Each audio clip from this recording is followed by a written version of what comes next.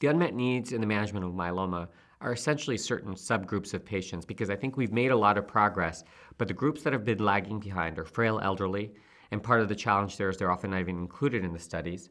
High-risk patients, every single study I've seen improves the outcomes of high risk, but none of them have overcome them.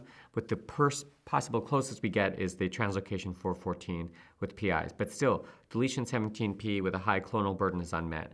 So we have frail elderly, high risk, multi-drug refractory. So when patients become refractory to a IMiD, a PI, and a CD38, that is a difficult situation. Also, functionally high risk, so those patients who relapse early after initial therapy, so approximately 18 months for a non-transplant eligible patient, or for 3 years if somebody went to transplant and lend maintenance, that's also concerning.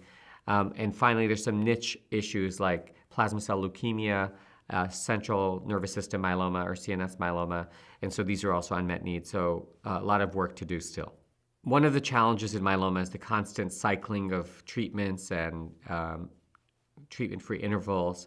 One of the big pushes from ASCO is this treatment-free interval where patients may get a break. The challenge is when you have a chronic disease like myeloma, it's hard to give these breaks. And so I think I've noticed in my own experience that it's the younger patients who seem to have a harder time coping with this issue. And so some of them, for example, they're devastated by a diagnosis of cancer, they do their induction therapy, they do their transplant, and then this concept of maintenance and having to continue to be monitored, it's challenging because you're taking essentially healthy people and now slapping them with a label of a chronic disease. Older patients, because of their comorbidities, tend to be more familiar with going to the doctor's office. But from a psychological and emotional perspective, I think it's hard to be dealing with a chronic disease and a cancer. And a lot of patients want to know, what does a remission mean? Am I cured? And so I think those younger patients in particular have difficulty with those concepts.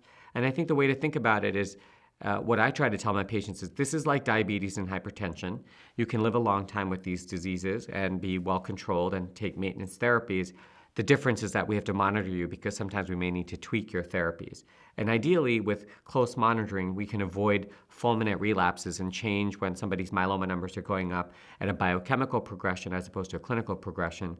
But clearly, this has not only an emotional toll, but also a financial toll on the healthcare system because the constant cycling of therapies and some of the new therapies that are coming out are very, very expensive. And so, when they're priced for heavily treated patients, get moved up, how do we do as a society balancing these issues? And I think, fortunately, our patients are living longer and longer, so it's a great option for patients to have more of these drugs being approved every day.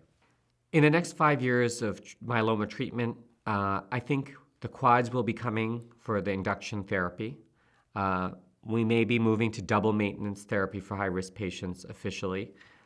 Perhaps we'll get to some risk-adapted discontinuations of therapy for some patients, because we are curing right now about 10% of patients. If we could reliably identify those, perhaps we can start doing that.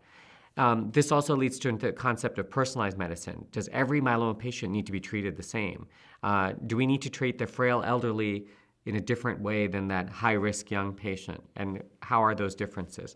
A good example of this is the venetoclax, which is a BCL2 inhibitor that's approved for other malignancies, and showing quite dramatic responses in 1114 patients, translocation 1114. So I also think in the future we're going to be taking myeloma and not just treating everybody as myeloma, but if you have 1114 myeloma, you'll get venetoclax. And if you have a different type of myeloma, you'll get other targeted therapies. So I think those are some of the things. And lastly, I think BCMA therapies are definitely going to be a big part of myeloma management, whether it's a CAR T, a T-cell engaging drug or a bispecific, or the BCMA ADC. This is going to be a huge part of our armamentarium, and I think we'll probably move up very quickly to first or second relapse.